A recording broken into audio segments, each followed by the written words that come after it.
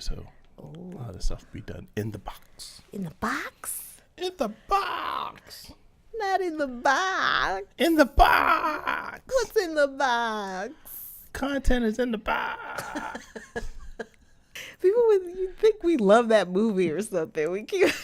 I saw it once. There's a squirrel. You see the squirrel? You're such a dog. You're talking about what's in the box. Like, squirrel. Totally lost attention. Come up here. Totally lost attention. We should put something out there. After we're done with this, it's too late. we can go and get squirrel food. Yeah. You want some French fries? You gonna put that in the intro? Hey, you lost attention. Now you want to offer fries to the squirrel? I don't know. Maybe. Squirrel action. Squirrel action. Live squirrel action. Not what you think.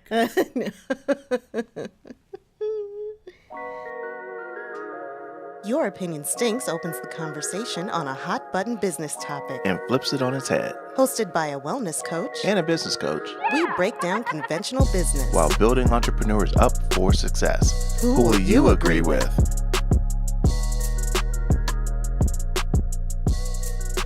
Welcome to Your Opinion Stinks. I'm Tanisha. And I can see everything that's happening in the camera. I'm Tim. And welcome to the show and stuff. If you're on YouTube, don't forget to subscribe and hit that alert button so that way you can get all the content alerts sent directly to you, whether it's in your email or just whenever you're in the app. But of course, all of my people that are out there in the podcast world, if you're on iTunes or you listen anywhere else, make sure you subscribe there too, because actually that's where all the magic happens. Because you don't have to watch it; you can just hear us. You know? Oh. One of us has a face for radio, so. Oh, why are you gonna say that about yourself? I'm on radio. Okay. Facts. I don't care if it's a diss. I'll take it because I'm a superstar. Oh my. I don't appreciate you saying that. You started it. Guess what? Show's over. I know. Out of here. Oh, okay. Yes. Today we're talking about networking. Ooh, oh, networking. Oh, entrepreneurs, people listen like, oh, not networking. Please, not networking. I know, I gotta talk to people.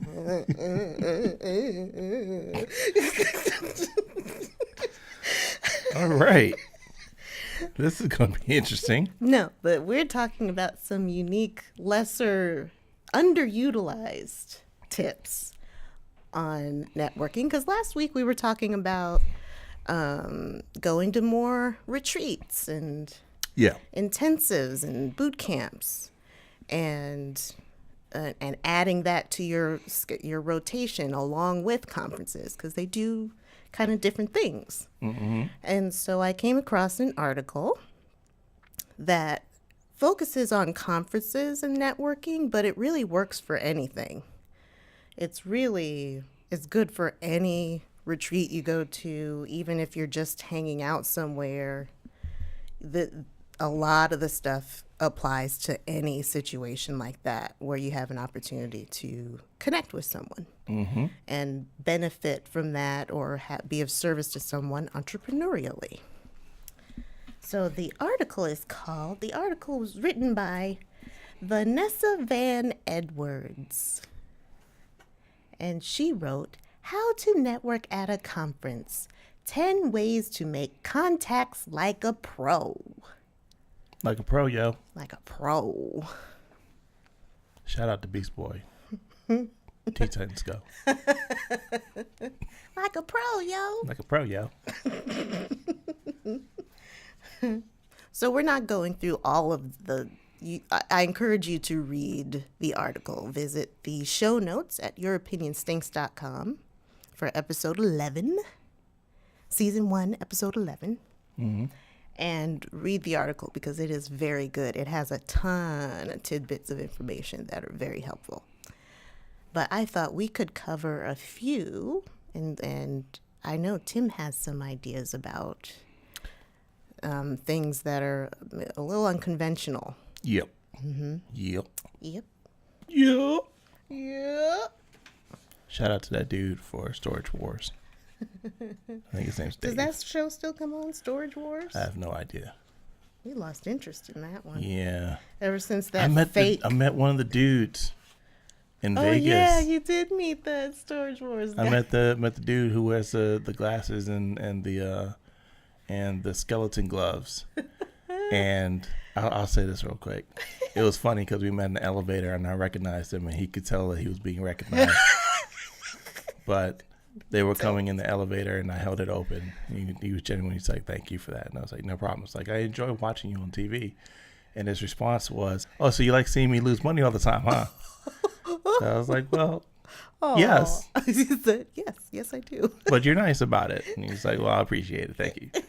So just sharing that real quick. Oh. You forget it like sometimes on these reality TV shows that it is reality. And you forget the reality that is, they're spending money on a gamble. It both is and it isn't. Yeah, there's some scripts in it. It is very real and also not real at all. Yeah. But yeah, dude, I wish I could remember your name right now, but yeah, it was nice meeting you. All right. So the few things that we're covering today are not all like explicit tips that she's like, number 1, do this, and then explains why. So a few of them are sort of the subtle pro tips or one-off things that she mentions that I think are really interesting. All right. So the first one is an insider tip. So I'm gonna read it. Oh wait, how can you see it? You don't have a monocle. I didn't get the monocle. Oh, I keep talking about that monocle. Remind me to order that. I'll do it. Okay, order That me way it'll the get monocle. done. Is it nice? Are there sizes to monocles? I don't know. I wear glasses. Is it sterling silver or stainless steel? I think whatever we're gonna get is not gonna be like primo monocle. I just don't want a ring around my eye left. Like I keep wearing it, and then I have a green circle. I want to see if you're actually gonna be able to balance it in your eye because you gotta I can do it. You gotta have a brow. That's why if it's small enough, it'll fit right in there. Okay, well, I think it'll work. We'll soon find out. The bones in my face, I think, are perfect for a monocle. I don't think you have enough of a brow for it, but we'll find out. I feel it right there. I'm pressing on my eyebrow, y'all. It's the perfect monocle eyebrow. I feel it. That's the eye you're going to do it on? Yeah, I think so. Okay, all right. So, what, you think I should do my left eye? No, I don't know which one you're going to do, so it doesn't matter to me. I just want to see. Left eye Lopez. I just want to see what you do. That's all. I just want to see it come to life. Because the monocle moments are supposed to be happening, and I don't see it happening. So I just want monocle moments to happen. That's all I got to say. You get me the monocle. Oh, better yet. Yeah. There we go. That's not coin worthy. That's ding worthy. Oh. Oops. Okay. Here is an insider tip. And this is about badges. Because she talks about how badges are really underutilized. And there are a lot of really good tips about badges. But this one is very good. I don't need no stinking badges. If you have an opportunity to add a conversation starter to your badge, do it. For example, you can write your favorite quote on the back of your badge so if it flips over, there's still something interesting there. You can add a conversation starter below your name. Sometimes badges allow you to add an interesting fact. Never pass up an opportunity to add an additional element to your badge. It will make you easier to approach. So it's like adding bits of flair to your badge. It's basically I like being that. old TGI Fridays and just adding flair. Right. And bits of flair. Like there's a picture of a button that says, "Ask me about my Etsy shop." Like that's really clever. Tim doesn't like. All right, so That's great. I got some thoughts on that. All right. Uh-oh. So, in some Forget conferences, badges. for the most part. So in some spaces, there's a level of hierarchy that happens with certain behaviors that you do, and Yeah. in certain spaces, you don't wear a badge. It's because the Yeah. people that wear badges are mostly attendees, and if you're a player, you You're don't not wear wearing a one, badge.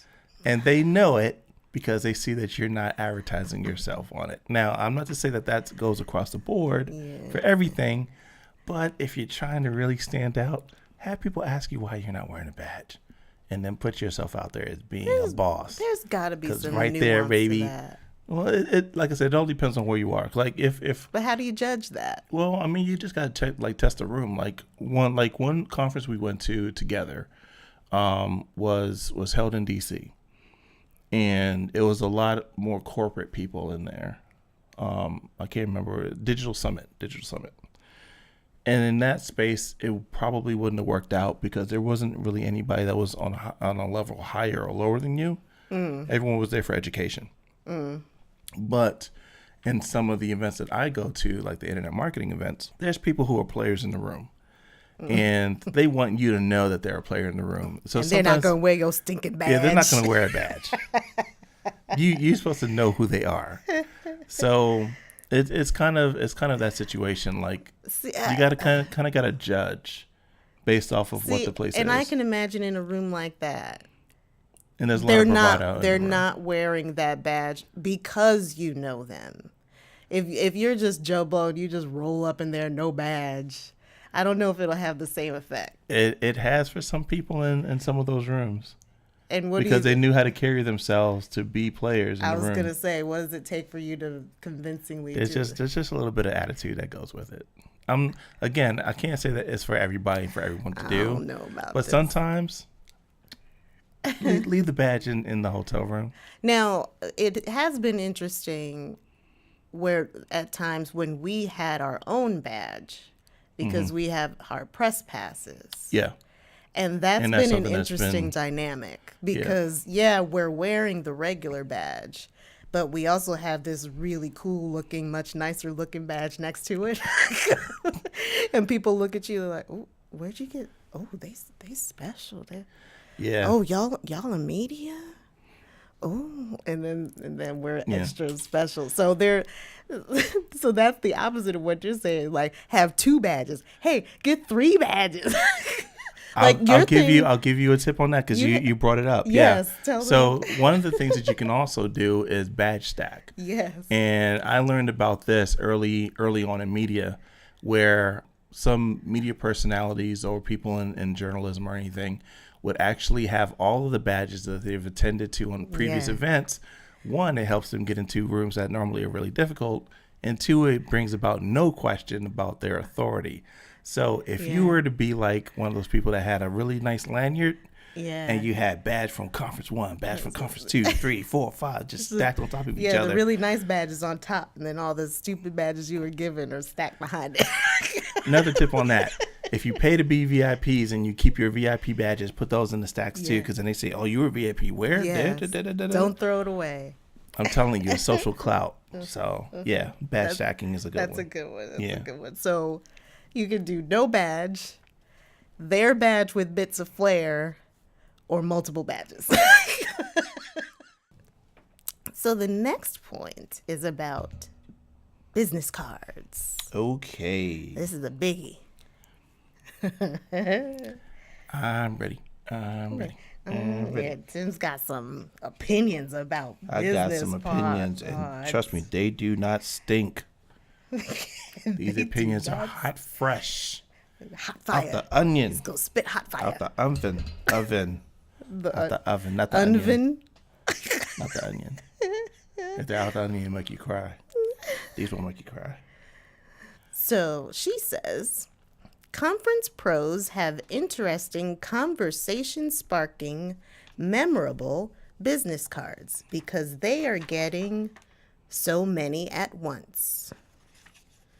So her point is make it interesting, make it a conversation starter. Don't just have it be your name. She says to put your picture on it so that, because we've collected the cards. We're like, oh, I'll remember who this is. And then we look at the card later like, oh, wait, was this that guy? Wait, did I write on anything on the back? And you don't totally remember who it was, but the cards with the person on it, you remember every conversation you had. You remember the feelings you had. You like, put your picture on it. I got it. Mine doesn't have my picture on it. Not yet. No. But I don't know that you should. And I have reasons to say why. So go ahead. All right. So, couple of things. First off, no offense to any of those websites or office supply stores that give you those fast print, free print business cards. Yeah, they're great in a pinch, but you're really trying to show yourself off, spend a little money. And let me tell you why. So there's one company out there, I'm not going to name their name because we have a really good relationship with a couple people we met from that particular company. They do a service where, of course, you can order however many cards for free. And what they do is they throw their call to action on the back of the card. So that automatically takes you down as far as being credible and paid to have that removed. Yeah, just take it. If it's $5, pay the $5. Pay it. But here's the thing. Actually, it works really good for you to actually pay some good money for some great cards. And I'll name one right now, and that's Moo. Moo's great. We don't have a relationship with No, them. we don't. This isn't It's just sponsored. personal, experience. Yeah. Moo cards are awesome. Anytime there's someone who actually gives me a Moo card, I know a Moo card, and I feel it, and I'm like, that's a person that really cares about their image. They're thicker. Yep, they're sturdier. You can do the colors on the edges. The print quality is amazing on these things. They have I think they do cutouts. They can do foil. cutouts. They can do foil. It's really it's just good. Texture. They really put an emphasis on your representation of your brand and who you are. Yeah. So Moo is a great company to do that. But to go to the furthest extreme, one person that I met in my journeys, his name is Davin Michaels. Look him up. Davin actually gives out metallic business cards. Metal. They're actual metal. And I wish I know it's around here somewhere. But what we do is in the show notes, I'll put I'll give you the link to the place where they can order them. Okay. Again, no sponsorship on that.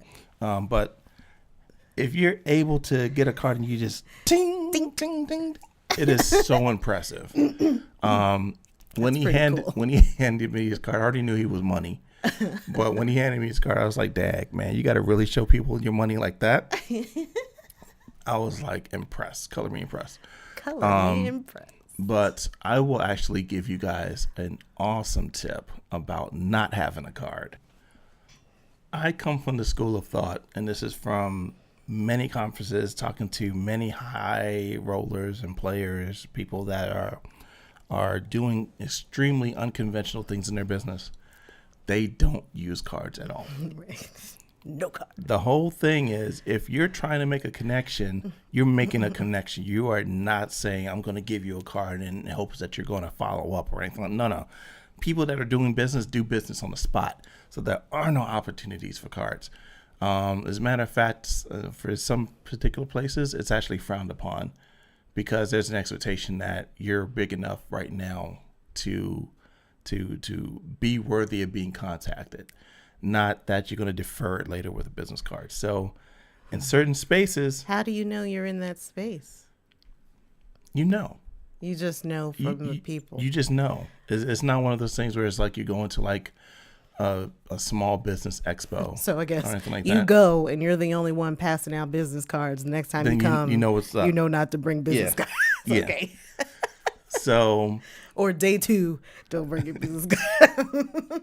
be more prepared to have your pen in your pocket and be prepared to write down your number or email, whatever. But can I go a layer deep? Yes, you can. But what if you bought really nice blank cards? You're still writing something down. And then you had that, and then you wrote it down and you gave it to them. Same thing as if you write a note. Is that maybe the best of both worlds? Because you're prepared. You don't look unprepared, because sometimes like, oh, he's just trying to get out because he doesn't have cards yet, or he ran out of cards. He didn't bring enough. He's unprofessional. But it looks like, no, I have cards. I just don't. I'm going to write on it what I want you to know. And here's what I want you to know. You can do that. And here you go. Here's my private number, or you phrase it somewhere, and then you give it to them. They're like, "Oh, and it's a nice card. It's all blank." I wonder if you can order complete blanks from Moo.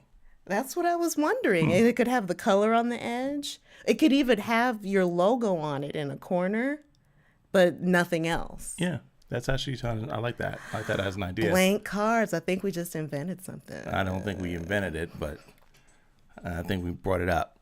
All right. So going a step further. Now, I'm in certain circles where they don't do any of that normal. We're going to do the business card thing. Instead, it's give me your phone. I'm putting my number in your phone. Yeah. Or I'm going to send you a text right now. You're going to lock in my number right now. Right now. So I'll share a story on that. So I was at an event, and it was a private invitation only event. And one of the things that we got to do was a luncheon where you got to sit around the table and everyone got to talk with each other and learn about each other's businesses, what their needs were. And the founder of CEO Space was there. If you don't know what CEO Space is, check the show notes. Really cool organization if you're trying to scale up your business. They're not paying us to say that. Nope. All right. So the founder's there, and he's actually leading the table. Like when you know a player is in a room and they're asking more questions than answering, that's a player right there. I'm just letting you know. So he's Warren Buffeting the whole table, right? Asking everybody a question. And, you know, he's seeing where he can plug people in. His whole thing of networking is, if I can get you more business in one phone call, you're going to love me for life and you'll always stay in contact with me, or you'll never forget me. So that's what he was doing. And he asked everyone around the table what they were doing, what they were interested in, where they were stuck.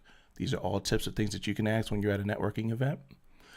And for one particular person, he was a musician, and he was trying to launch his business, really get it off the ground.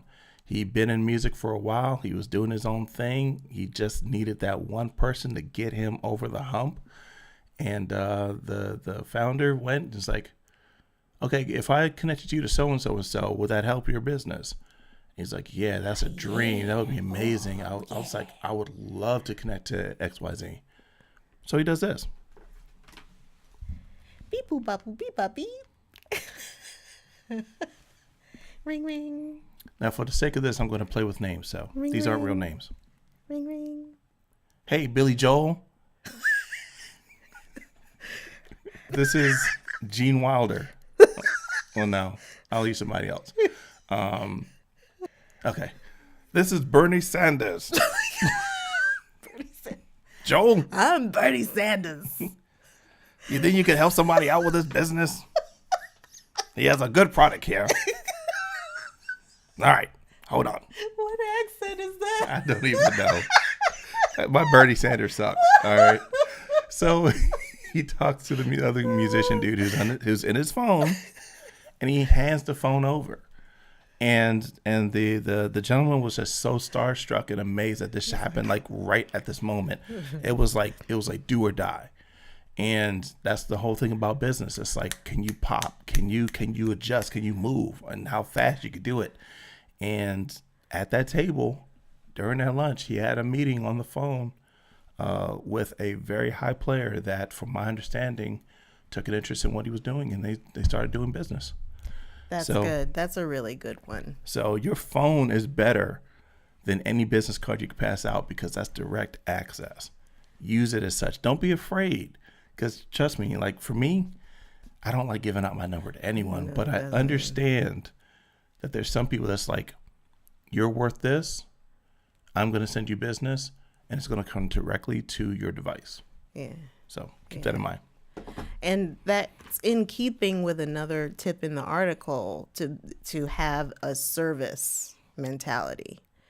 Don't go just wanting to take. Like she said, for years she had this attitude like, okay, so I need more business cards. I need more business. I need more contacts. I need. And it was just taking.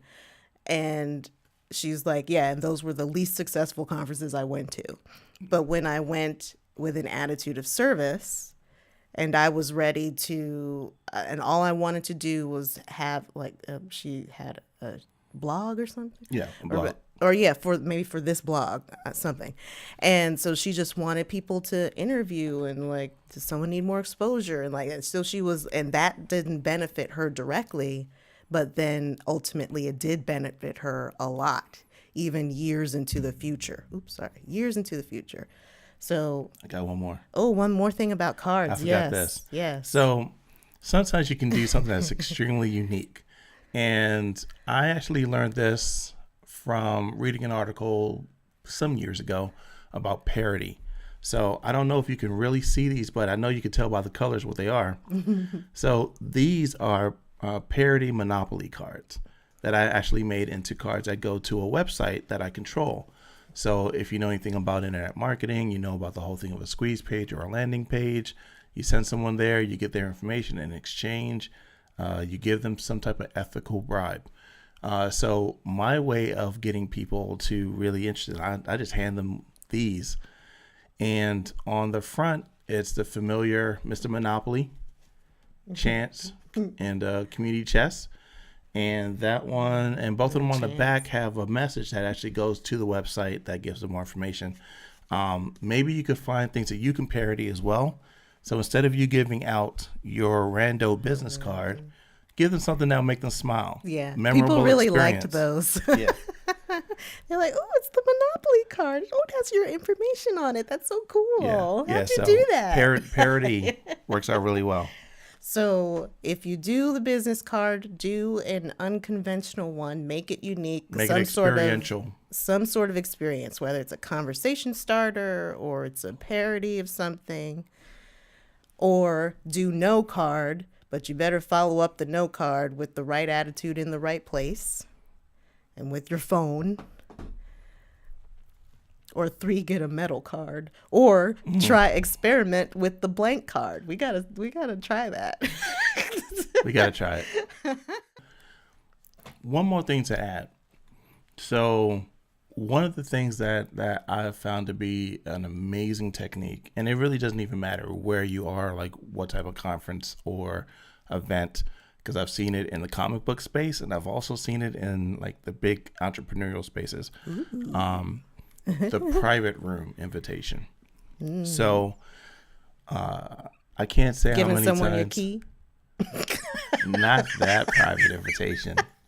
Now, if you go and you invite a lot of people and you have a lot of keys to go to just this one room, something about that that's a different. Check in. You need 2 keys? No, I need 10. Can I please have 25 keys? No, let's round it out. Just 30 keys. 30 keys, please. Just 30. I don't. Okay. Yeah, 30 keys. Yes, 30 keys. All right. So one of the tips is to rent out a room, like a presidential suite type room, or something small. Like it doesn't need to be like the $2,000 event room that normally you have 150 like people in a room. Little meeting rooms. But like no, not even the meeting rooms. Like just like a suite. A suite. Like a suite. Okay. And you can easily have catering done because the hotels could do them. Or you can have some outside person bring in food, like snack type things. It doesn't need to be crazy. Double check, because some conferences have rules about that. Well, no. In your private rooms, you can do whatever you want. You sure? I'm positive. Okay. Check for yourself, though. All right. From my understanding, because it's your own room and you're actually like paying for your room, that's all it is. Okay. You're not doing something that's Double check with the friends. side. Yeah. Because it's not I not see an what event. you mean. It's not an event, but Yeah. yeah. But if you can do some type of what's the French word? Accoutrement. Accoutrement? I don't think that's what you mean. Like snacks. I don't know. Hors d'oeuvres? Yeah, like hors d'oeuvres. Oh. But that's not the word it was. But yeah. But Crudité? let us know. If you could do something small, Amuse-bouche? if you could, okay, all right. If you could do something small that can just, give them more of a reason to come up, then, you can just invite very interesting people, VIPs, to your private event where you can do private masterminds, private sessions, come together, meetups, whatever you want to call it. But the bigger part of the tip is that you're inviting people that can all help you. You're not telling them that. No. You just know Not that. at all. No, but you're bringing in people that are players for you. People that are I'm gonna give myself something for that. People that are definitely advantageous to you and your growth, but also can have some type of synergy in the room. And you're just doing the same thing like the CEO Space Founder did. You're asking mostly questions to get people talking. And in doing that, ultimately, you inherit all the credibility because you're the leader that brought them all together. Mm-hmm. And in that elevates you on a platform. So at any conference you can do this. Is a very cheap, effective way to get tons of business in a room without having to worry about all the rigmarole of trying to convince somebody to believe that you're business worthy. Yeah, I'm giving you a coin for that. I'll take it. That was excellent, especially like Another coin. And another one. And another one. All right. Because I can imagine someone coming up to me and they've curated a group of people who are all complementary. Mm-hmm. In their skill set. I can imagine someone coming up to me like, I've invited a few really select people here to come together for just a mastermind. I'm having just some food, coffee, drinks. Whatever. I just thought it'd be fun to get some people together and share ideas. And just a quick 2 hours later, I'm not inviting everybody, just a few people. Would you like to come? And I'd be like, oh, wow. I think you could offer this insight from your blah, blah, blah. I would be so flattered. Yep. And trust me, I've been in a few of these private rooms. A lot of money rolls in the rooms. A lot of money rolls in the rooms. It's kind of similar to what we talked about last week. If someone gives you the invitation, you go. No matter what. I mean, within safety reasons. Well, yeah.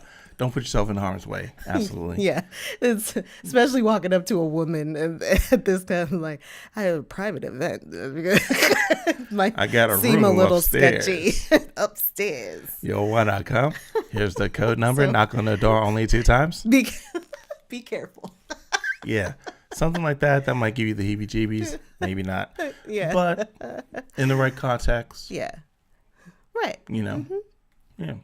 Mm-hmm. A lot of good things can happen sometimes. Especially if you can rope in someone like a speaker maybe, and then you can go to other people like so and so's coming, and they're like, oh, so and so's coming. Or even if you have some clout that you can flourish with, because everyone has that certain special thing in their business that might not be commonplace. That might be the place where you say, I'm not just having people come up and just do some private networking and private masterminding, but I'm also going to be teaching something that's going to be really exclusive that I do in my business. Yeah. And it will definitely benefit you. I would like for you to come and check it out. Yeah. Give them the reason. Give them something. Mm-hmm. Yeah. I like that. Mm-hmm. Good job. We'll talk one more. All our right. last point. And I definitely wanted to include this one because, pre-tip, if you're having a conversation with someone and you've been talking for a few minutes and they start to turn their body away or they start to look elsewhere or they just try to wander. pick up on cues that they're done with the conversation. Please don't trap people in conversation. Be more aware of that for yourself, because it may have absolutely nothing to do with you. Maybe they genuinely liked the conversation, and now they're saying they're going to get another cup of water or get another glass of wine. Don't just follow them if they don't seem like they want you to come. No offense to some people I've met over time. Sometimes I'll be extremely direct, but sometimes I feel like, I'm kind of not trying to, seem a bit be rude. aggressive. You don't want to be rude. But yeah. You might be done. Yeah. Maybe the person's done. Now, I did find there is one tip I know from someone. He said his way of doing it is to bring the conversation full circle. So he'll make a joke about something in the beginning of the conversation, hopefully Closed loop. You said. Closed loop, and yeah. You're just closing it up. You're like, ha, ha, ha, okay. And then that sort of gives the opening for everyone to break apart. Now, that's more subtle, but sometimes it's enough, because maybe both people want to get out and they just don't know how. Yeah. It's not an elegant thing to do if you can't transition it out of it. Yeah. But in this article, she makes the point, like, sometimes you just got to be a little firmer about it. And she has this sort of 3-step process to get yourself out of a conversation that you're trapped in. Mm-hmm. So she says, first, when you're ready to wrap it up, give them a genuine compliment, such as, "It's been a pleasure talking to you," or "I loved hearing about your business idea." Then cue them to the exit with a follow-up item, such as, "I'll follow up with you on email," or "Hope to see you at the after party tonight," or "Pass me your business card and I'll find you on LinkedIn." Finally, the handshake is a really clear cue and will get even the most persistent person to realize that you want to make a lasting impression. Smile, stick out your hand, and give a nice send-off with well wishes, such as "Good luck today," or "Break a leg in your workshop," or "Safe travels." Something I like about this article, she gives a lot of things to say. Like, if you're at a loss for words, she gives a lot of things like that. But I thought this was a nice 3-step. This is a way to get out. She's like, I've been to tons of conferences. This does it. I have to think back. There's been a few times I just had to kind of drop it. And I have to say it wasn't elegant. No. That's elegant. This is elegant. I think, as I think back, and I'm thinking, if I knew that knowledge and was able to apply it, there would have been a lot more relationships I probably would have kept. And it's not to say that I have like complete regrets for any of them that didn't mature. Right. But there are those that I did have to revisit later that probably I would not have had to have so much trouble to revisit them if we had an elegant way to break it off. I thought that was good. Yeah. So I think that's sound advice, to be honest. I like that one a lot. Yeah, because that's one of the harder things to do at an event. Yeah. Is to go. We're done. We're done now. I've tried the stick out your hand, and I get, dap. Yeah. And then they keep going with the next topic. And it's it's not the same thing. It's like I'm not congratulating you for whatever it is you said. It wasn't congratulations. I'm trying to leave. I have to go to the bathroom. I've done that. Sometimes that's sort of that universal subtle language. I'm sorry, I need to go to the ladies' room, but I hope to see you in the next thing or something. Yeah. I have an app on my phone that has a fake call on it that I've set sometimes to get out of a conversation because I didn't have an elegant way of doing it. Oh no! It's not to say that you should do that, but I'm giving you like truth right now. Facts. So. Yeah, I think that's really, really good, especially when you get into some of the bigger places and there's more of a rapport and an etiquette. I think that's sound advice. That. Yeah. But, in the end, please beware of body language. Yeah. If someone keeps walking while you see them like, oh, hi, but they keep walking, don't take it personally. Maybe they have somewhere to go. Like, just Yeah. let's get out of our head. And I need to do this too. Like, I get really in my head about this kind of thing and just feel trapped, and I don't want to make them feel bad. And how do I do this? And like, oh, she gave me a look like she thinks I hate her. I'm like, don't hate her. Oh no, I don't. Like, we got to get out of our heads about some of this stuff, because like it's a little thing. Yeah. Especially if you have their contact information. Like, closing it out that way, I think is really good, because it's definitely saying, That we'll I don't continue. want to get, like, we'll continue this later. Yeah, I it's just not. need to go. Yeah, it's not ending this at this present time. Right. It's postponing it to a future Right, time. right. Yeah, I like that. it's leaving the door open without closing it completely in their face. I like it. So I think we'll end there. I like that. Cool. Time to close it. Okay. Thank you for watching and listening. As always, if you're on iTunes or anywhere you listen to podcasts, make sure you still subscribe. Hopefully soon we'll be doing some goodies and stuff, because I have some things percolating. Goodies. So, It's time for the percolator. It's time for the percolator. So please make sure that Y'all you've like already go-go subscribed. music? Am I interrupting? I'm sorry. You are interrupting. I'm sorry. And those Don't of take you it that personally. I can't remember what that interrupting dinosaur or whatever. Interrupting cow? Interrupting cow. cow says moo. I'm gonna start over because of you. Sorry. If you're on iTunes or anywhere you listen to podcasts, make sure you subscribe. And also, if you're on YouTube, make sure you subscribe and hit the alert button, so that way you don't miss anything. I'm Tim. And I'm Tanisha. And remember... Moo. Oh! Interrupting cow says, opinions are not facts. Do your research and have fun in the fight. Moo. Moo.